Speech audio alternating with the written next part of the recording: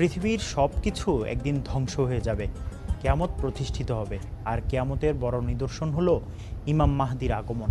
বিশুদ্ধ হাদিস থেকে এমনটাই জানা যায়।